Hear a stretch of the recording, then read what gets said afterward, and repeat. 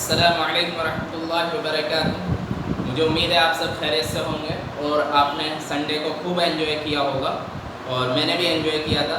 मैंने कैलीग्राफी की थी और वो भी पेंसिल से की थी। ठीक है, अभी हम वापसी come back for study and हम आज पढ़ेंगे एसएसटी में हमारे अतीत के बारे में। हमारे अतीत किसे कहते हैं? अतीत कहते हैं पास्ट को, यानी हम अपने पास्ट के बारे में कैसे जान सकते हैं इसके बारे में डिस्कस करेंगे। हमारे पहले चैप्टर का नाम है क्या, कब और कैसे। क्या हुआ, कब हुआ, कैसे हुआ, इसके बारे में हम डिस्कस करेंगे आज इस पार्ट में। अब इसमें पहला ऊपर लिखा हुआ है रशीदा का सवाल।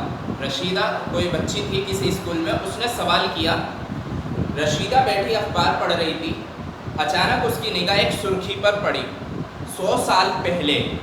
वो सोचने लगी ये कोई कैसे जान सकता है कि इतने वर्षों पहले क्या हुआ था, क्योंकि कोई भी ज़्यादा से ज़्यादा 60-70 साल की उम्र तक लोग रहते हैं। हद से हद वो मैक्सिमम है कि 100 साल तक जी लें, लेकिन 100 साल पहले वो बहुत छोटे बच्चे होंगे और वो उन्हें याद नहीं होगा क्या हुआ था।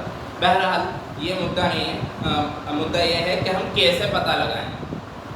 अगर 100 साल पहले कुछ हुआ है तो हम कैसे पता लगाएं इस बारे में, ये हमें जानना है। अब ये जानने के लिए हम क्या कर सकते हैं? तुम रेडियो सुन सकते हो और टेलीविज़न देख सकते हो, अखबार पढ़ सकते हो।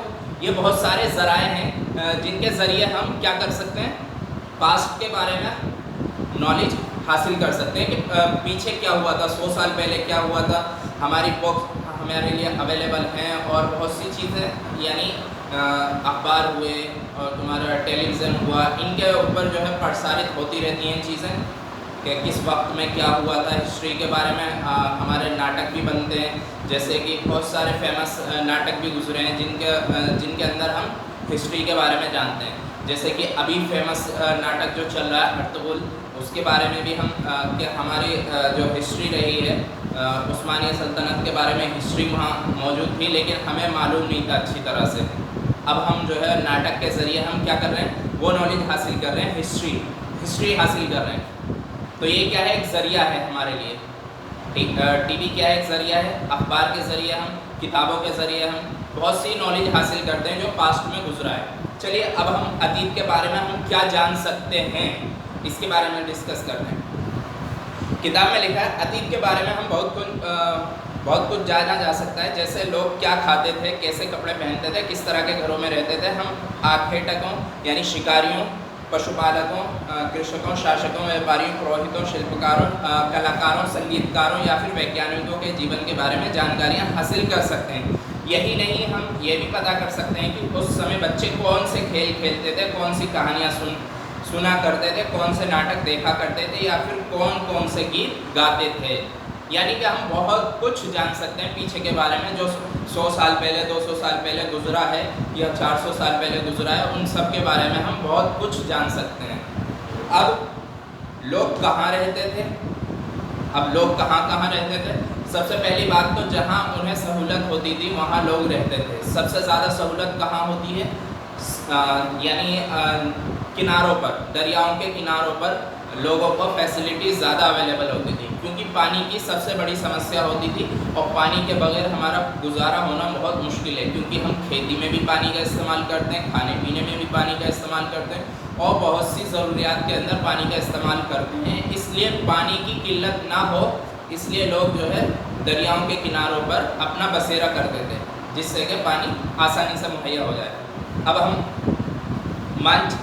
यहाँ पर लिखा हुआ है लोग कहाँ रहते थे, सवाल है ये हमारे लिए। अब उसका जवाब पढ़ते हैं। मानचित्र 1 पृष्ठ 2 में नर्मदा नदी का पता लगाओ।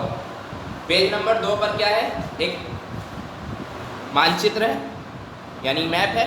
मैप के अंदर हमें क्या करना है, नर्मदा नदी का पता लगाना है। आप देखिए अपनी किताब में, और नर्मदा नदी कहाँ पर है देखते हैं। नर्मदा नदी हमारी बिल्कुल बीच में, बिल्कुल बीचों बीच, सतपुड़ा पहाड़ी और विंध्य पहाड़ियों के बीच में ये हमारी क्या है, नर्मदा नदी है। अब नर्मदा नदी तो हमने पता लगा ली, आगे बढ़ते हैं। कई लाख वर्ष पहले से लोग इस नदी के तट पर रह रहे हैं। यहाँ रहने वाले आरंभिक लोगों में से कुछ कुशल संग्राहक थे जो आसपास के जंगलों की विशाल संपदा से परिचित थे। अपने भोजन के लिए वो जड़ों, फलों तथा जंगल के अन्य उत्पादों का यहीं से संग्रह किया करते थे। वे जानवरों का आखेट यानी शिकार भी करते थे। तो इससे हमें पता लगता है वो किस तरह रहा करते थे। कुशल संग्राहक थे जो आसपास के जंगलों की विशाल संपदा से परिचित थे। आगे बढ़ते हैं।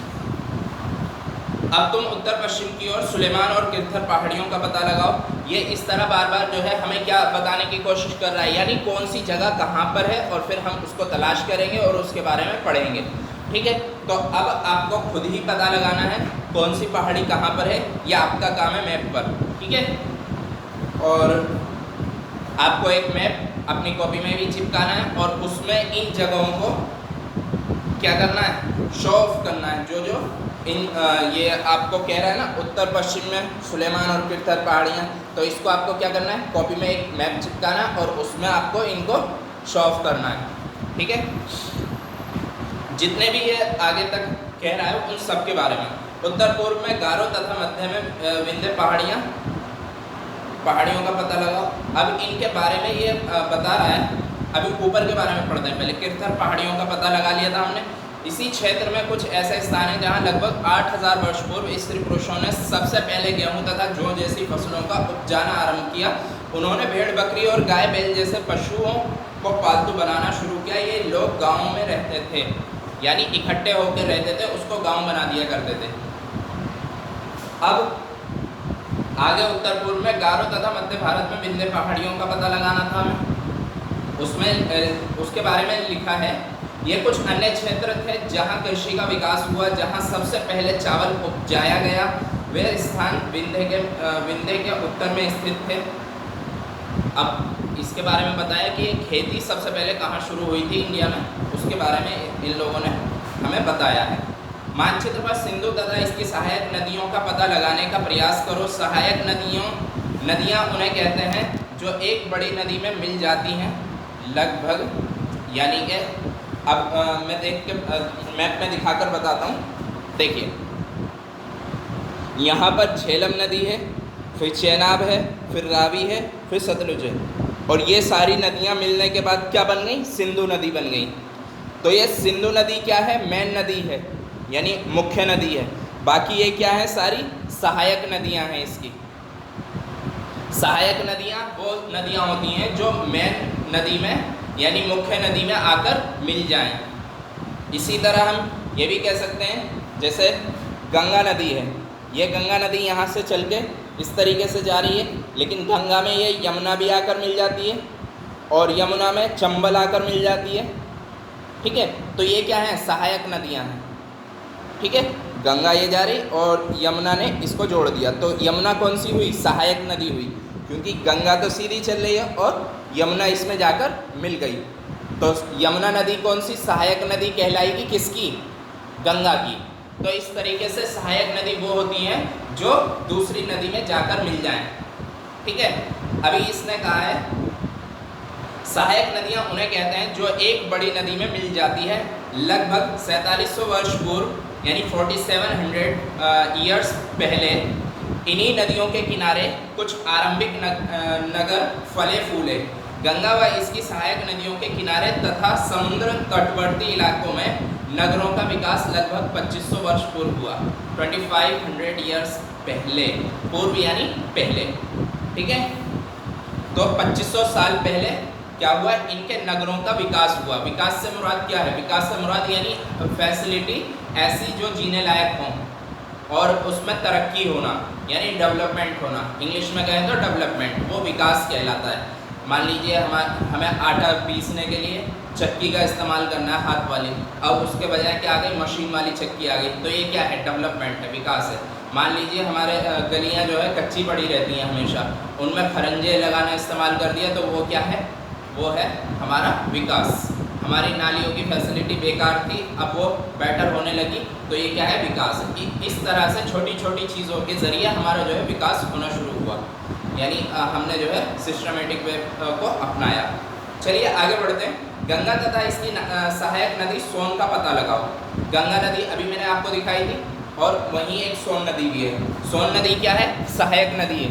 जिस तरह यमुना सहायक नदी है गंगा की, इसी तरह सोन नदी भी क्या है? सहायक नदी है। ये सोन नदी है, सोन नदी भी क्या है? सहायक नदी है। चलिए आगे बढ़ते हैं। गंगा के दक्षिण में इन नदियों के आसपास का क्षेत्र प्राचीन काल में मगध, वर्तमान बिहार में नाम से जाना जाता है। अभी कहाँ पर है? बिहार में। और मगध जब चंद्रगुप्त मौर्य, आपने शायद सीरियल वगैरह देखे हों तो चंद्रगुप्त मौर्य के बारे में जानते होंगे। जब चंद्रगुप्त मौर्य थे तो उस वक्त क्या था? ये मगध जो थी राजधानी थी इंडिया की। वर्तमान में कहाँ पर है मगध? बिहार में है। ठीक है, तो प्राचीन वक्त में इसको मगध कहा जाता था। इसके शासक बहुत शक्तिशाली थे और उन्होंने एक विशाल राज्य स्थापित किया था। देश के अन्य हिस्सों में भी ऐसे राज्यों की स्थापना की गई थी। यानी देश में बहुत ऐसे राज्य स्थापित हुए थे जो बड़े विशाल थे। लोगों ने सदैव उपमहाद्वीप के एक हिस्से से दूसरे हिस्से तक यात्रा की। अच्छा, उपमहाद्वीप किसे कहते हैं? एक होता है महाद्वीप, एक होता है उपमहाद्वीप। मान लीजिए अभी मैं कहूँ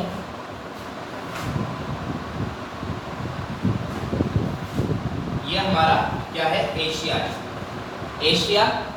एशिया एक बहुत बड़ा इलाका है जिसमें हमारा इंडिया भी मौजूद है। ऐसे में बस फॉर्मली बता देता हूँ कि ये इंडिया है। मान लीजिए एशिया में हमारा इंडिया है। और एशिया क्या है? एशिया है महाद्वीप। महाद्वीप मीन्स एक बड़ा हिस्सा जो कि पानी से घिरा हुआ हो, जो पानी से घिरा हुआ हो, एक बड़ा हिस्सा जो पानी से घिरा हुआ हो। यहाँ हमारा पाकिस्तान है, यहाँ हमारा बांग्लादेश है और यहाँ नेपाल है। इस तरीके से हमारा मैप है और हम समझ सकते हैं कि महाद्वीप किसे कहेंगे? जो एक बड़ा हिस्सा, ज़मीन का बड़ा हिस्सा जो पानी से घिरा हुआ हो, उसे कहते हैं महाद्वीप। और जो छोटा हिस्सा हो, अब देखिए यहाँ पर ये यहाँ थोड़ा ऐसा है कुछ, ठीक है। यहाँ पर हमारे कुछ लक्षद्वीप वगैरह यहाँ पर छोटे छोटे से हिस्से हैं जो इंडिया में शामिल होते हैं। बहुत छोटा छोटा इलाका है। ये क्या है? ये हमारे द्वीप कहलाते हैं। ठीक है, ये क्या कहलाते हैं? द्वीप कहलाते हैं। उपमहाद्वीप किसे कहते हैं? अब उपमहाद्वीप के बारे में भी समझ लेते हैं। यहाँ पर क्योंकि वर्ड जो आया है उपमहाद्वीप आया है। उपमहाद्वीप हम ऐसे जान सकते हैं जैसे कि ये महाद्वीप है और महाद्वीप का कोई एक हिस्सा, मान लीजिए इंडिया। इंडिया क्या है? एशिया का एक उपमहाद्वीप है। ठीक है, उपमहाद्वीप एशिया का एक उपमहाद्वीप। ठीक है, आगे चलते हैं। यहाँ लिखा हुआ है, लोगों ने सदैव उपमहाद्वीप के एक हिस्से से दूसरे हिस्से तक यात्रा की। कभी कभी हिमालय जैसे ऊंचे पर्वतों, यानी वो लोग जो है यात्राएं करते थे। उसकी वजह बहुत सारी होया करती थी।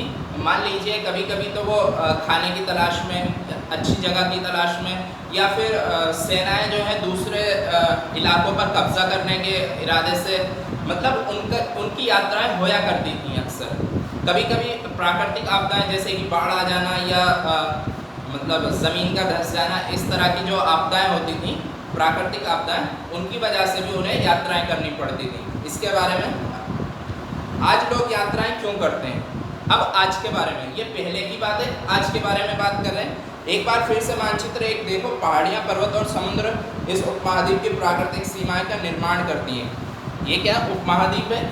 इसकी सीमाएं जो निर्धारित करती हैं क्या है?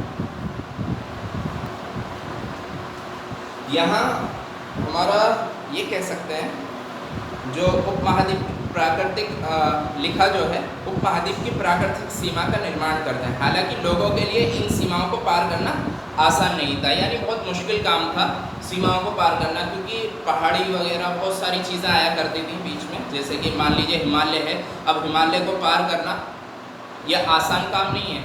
तो इस तरह की जो सीमाएं आया करती थी वो बहुत मुश्किल काम हुआ करते थे। समुद्रों को पार करना, उपमहाद्वीप के बाहर से बहुत कुछ लोग यहाँ आए और यहीं बस गए। लोगों के इस आवागमन ने हमारी सांस्कृतिक परंपराओं को समृद्ध किया, यानी मिक्सचर हो गए वो जो पारंपरिक जो संस्कृति हमारी उसमें जो है बदलाव आए, चेंजेस आए, क्योंकि वो उनकी संस्कृति और हमारी संस्कृति मिक्स हो गई। इस तरीके से हम आगे पढ़ेंगे। कई सौ वर्ष से लोग पत्थर को तराशने, संगीत रचने और यहाँ तक कि भोजन बनाने के नए तरीकों के बारे में एक दूसरे के विचारों को अपनाते रहे हैं। यानी जो लोग आते थे उनसे कुछ सीखते थे और उन्हें कुछ सिखाते थे। इस तरीके से वो नई नई चीज़ें हमारे सामने आती रही हैं। आगे है देश के नाम। अपने देश के लिए हम प्राय इंडिया तथा भारत जैसे नामों का प्रयोग करते हैं। इंडिया शब्द इंडस से निकला है, जिसे संस्कृत में सिंधु कहा जाता है। अपने एटलस में ईरान और यूनान का पता लगाओ। लगभग 2500 वर्ष पहले पूर्व उत्तर पश्चिम की ओर से आने वाले ईरानियों और यूनानियों ने सिंधु को हिंदोस तथा इंदोस और इस नदी के पूर्व में स्थित भूमि प्रदेश को इंडिया कहा। भारत नाम का प्रयोग उत्तर पश्चिम में रहने वाले लोगों के एक समूह के लिए किया जाता था। इस समूह का उल्लेख संस्कृत की आरंभिक लगभग 3500 वर्ष पुरानी कृति ऋग्वेद में मिलता है। बाद में इसका प्रयोग देश के लिए होने लगा। तो इस तरह हमने देश का नाम जो था वो किस तरह पढ़ा गया उसके बारे में हमने पढ़ा है। अतीत के बारे में कैसे जाने, अब अतीत के बारे में कैसे जाने इसके, अब हम अतीत जान तो रहे हैं, अभी हमने अतीत जाना है, बहुत सी चीज़ें जानी है। देश का नाम कैसे आया और कौन सी नदी कहाँ पर है, कैसे है और उसका इतिहास क्या रहा है, थोड़ा थोड़ा हमने जाना है। अब वो कैसे, अतीत के बारे में जानकारी हमें कैसे मिलती है। अतीत की जानकारी हम कई तरह से प्राप्त कर सकते हैं। इनमें से एक तरीका अतीत में लिखी गई पुस्तकों को ढूंढना और पढ़ना है। ये पुस्तकें हाथ से लिखी होने के कारण पांडुलिपि कही जाती हैं। अब देखिए, एक वर्ड है पांडुलिपि। पांडुलिपि किसे कहते हैं? जो हाथ से लिखी जाए उन्हें पांडुलिपि कहते हैं। आगे है, अंग्रेजी में पांडुलिपि के लिए प्रयुक्त होने वाला मैन्युस्क्रिप्ट शब्द लैटिन शब्द मेनू का अर्थ हाथ से निकला है। ये पांडुलिपियाँ प्रातः ताड़पत्रों तथा अथवा हिमालय क्षेत्र में उगने वाले भुर्ज नामक पेड़ की छाल से विशेष तरीके से तैयार भोजपत्र पर लिखी मिलती हैं। भोजपत्र यानी ऐसे पत्ते जिन पर खाना खाया जाता है, और वो छाल के पत्ते होते थे। छाल कहते हैं जो पेड़ के ऊपर जो तना होता है उसकी छाल उतारी जाए, तो वो हमारी छाल होती है। छाल के ताड़पत्रों पर लिखी जाती थी। तो ये पांडुलिपियाँ ताड़पत्रों तथा हिमालय क्षेत्र में उगने वाले भुर्ज नामक पेड़ की छाल से विशेष तरीके से स्पेशल तरीके से तैयार की जाती थी। इतने वर्षों में इनमें से कई पांडुलिपियों को कीड़ों ने खा लिया तथा कुछ नष्ट कर दी गई। फिर भी ऐसी कई पांडुलिपियाँ आज भी उपलब्ध हैं। प्राय मान्यताओं ये पांडुलिपियाँ मंदिरों और विहारों में प्राप्त होती हैं। इन पुस्तकों में धार्मिक मान्यताओं व व्यवहारों, राजाओं के जीवन, औषधियों तथा विज्ञान आदि सभी प्रकार के विषयों की चर्चा मिलती है। इनके अतिरिक्त हमारे यहाँ महाकाव्य, कविताएं तथा नाटक भी हैं। इनमें से कई संस्कृत में लिखे हुए मिलते हैं, जबकि अन्य प्राकृत और तमिल में हैं। प्राकृत भाषा का प्रयोग आम लोग करते थे। प्राकृत भाषा आम लोग इस्तेमाल करते थे। और इसके आगे हम अभिलेखों का भी अध्ययन कर सकते हैं। अभी क्या था? पांडुलिपियाँ थी। अब आगे अभिलेख के बारे में। अभिलेख में ऐसे ही बता देता हूँ। अभिलेख वो होते थे जो राजा महाराजाओं का आदेश होता था और वो पत्थरों पर लिखे जाते थे। ऐसे लेख पत्थर अथवा धातु जैसी अपेक्षाकृत कठोर सतह पर उत्कीर्ण किए गए मिलते हैं।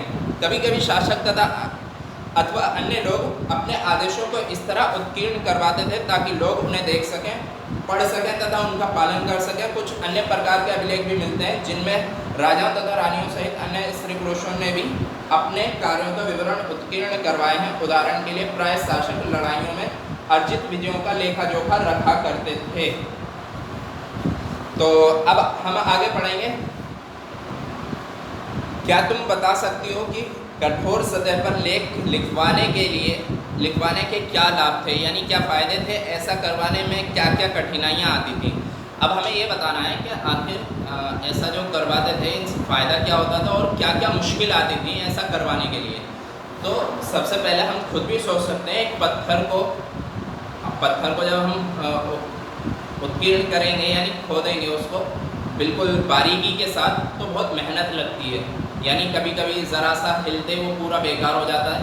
तो इस तरीके से ये बहुत मेहनत का काम होता था, और ख़ास तौर पे जब लिखना हो तो इसमें बहुत टेक्निक का यूज़ करना पड़ेगा, मतलब बहुत महारत हासिल करने के बाद ही हम ऐसा कर पाएंगे।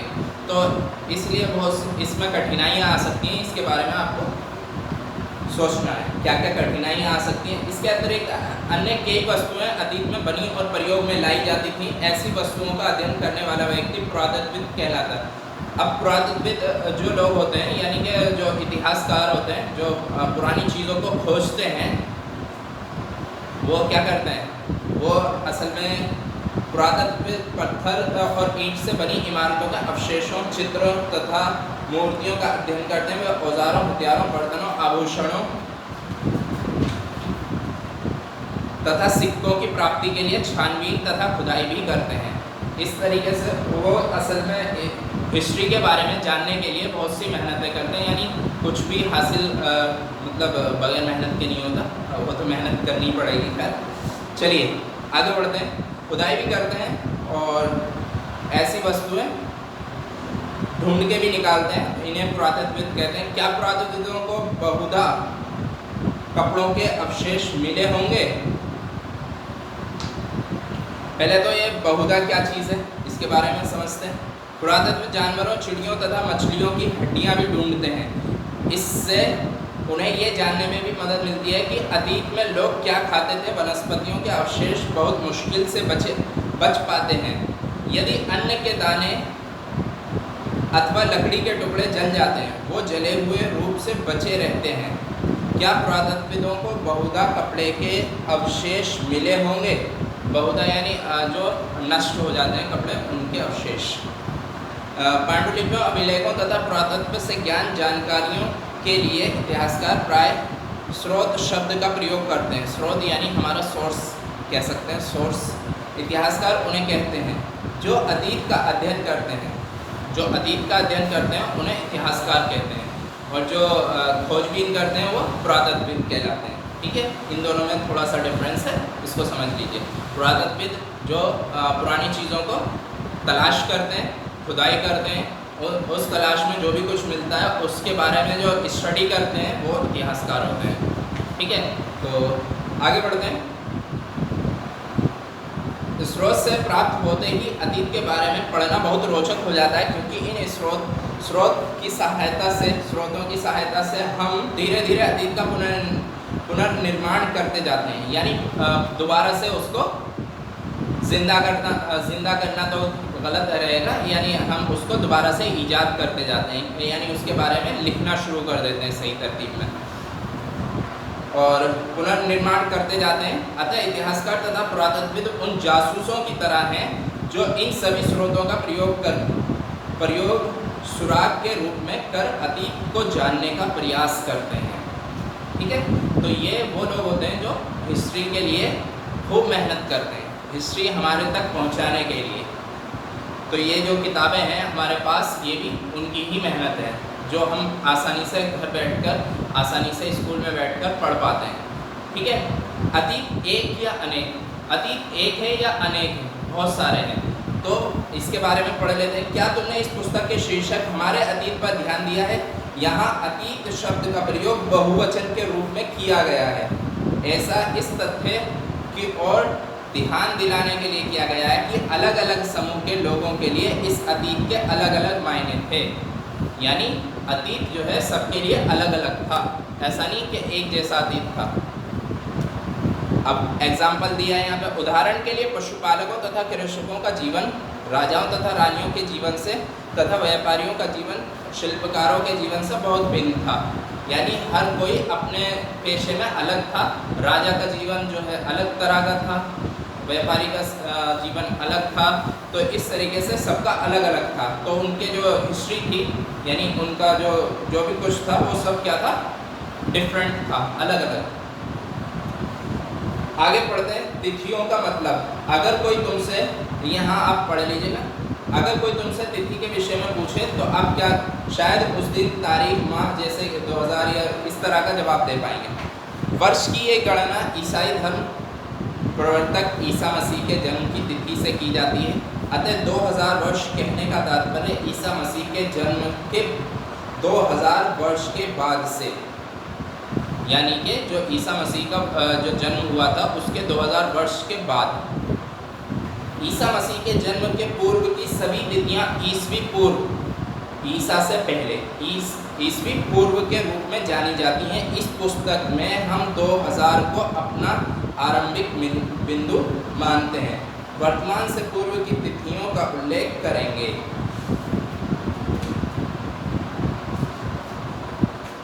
आगे इतिहास और तिथियों के बारे में यहाँ नीले पेज पर लिखा हुआ है, ठीक है, इसको आप पढ़ लेंगे, ये आपके काम का है।